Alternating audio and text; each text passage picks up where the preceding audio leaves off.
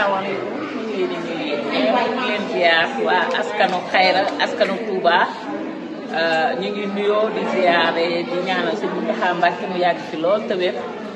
di ñaanal sëñ Abo Baraka rek yàlla na fi yàgg te wér sëñ bi Mbacké suñu xalifa yàlla na fi yàgg te wér ak mboolem ay rakkam waaw ñun nag ñoo nekk fii ci poste de santé Xayra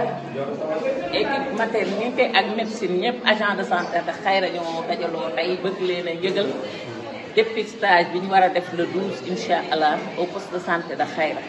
ñu di ci xaar ñëpp une journée de dépistage boo nga xam ni chaque octobre dañ koy def ñu di ko tuddee octobre rose mu jëm ci xeex jàngoroy cancer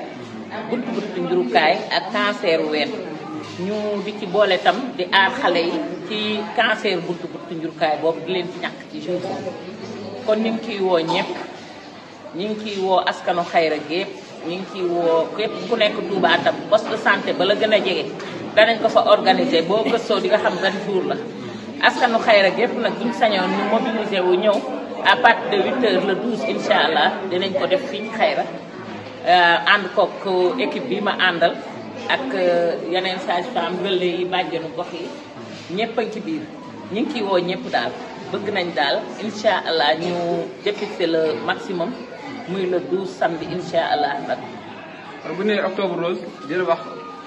sensibilisation wala boog dépistage contre le cancer du col de l'utérus ak boog cancer du sein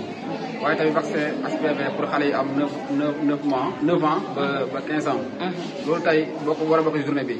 kon tey lu ngeen waajee programme boobu yëpp si benn bis bi. waaw programme boobu ñu ngi koy waajalee bëgg dépister le maximum. d'ailleurs commencé nañ sensibilisation bi relais yi ak bàjjenu gox yi ñu ngi def sensibilisation au niveau des quartiers ñun aussi ici au niveau du poste chaque matin dañ def sensibilisation ci CPN bi PEV médecine ba bëgg nañ daal ke ñëpp yëg ko ñëpp bénéficié wu ci parce que benn yoon lay doon ci at mi ñu di ko maye jagleel ko jigéen ñi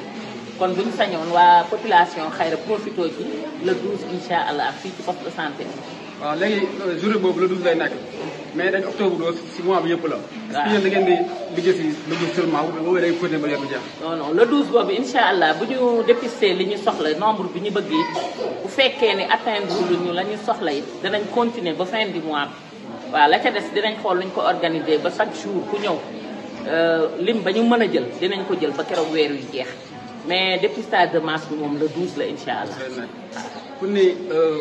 stade bu Xayra wax les relais communautaires wax les bàjjan ngox. kon yaakaar naa ne bis boobu di ngi leen si xaar. waaw message ngay wax pour ñoom ñooñu. waaw ñooñu moom dama leen di wax ne rek chaque jour ñun mënuñoo dem sans ñoom parce que ñoo chaque jour rek lu ñuy def ñoom ñoo ngi jiitu ànd ak ñun ci terrain waaw kon ñu ngi leen ciy xaar jàllale naa message bi depuis le 1er octobre te am naa yaakaar ne ñu ngi sensibiliser ci seeni gox. waaw parce que ñoom moom macha allah ca kaw ca kanam relais yi dafay yendu wala dafay nekk démissionné. yendu lay doon ñu ngi bëgg a démarrer 8h waaw 8h daal bëgg nañ koo démarrer ba keroog ñu fu ñu demee ba mën a dugg rek ñu arrêté.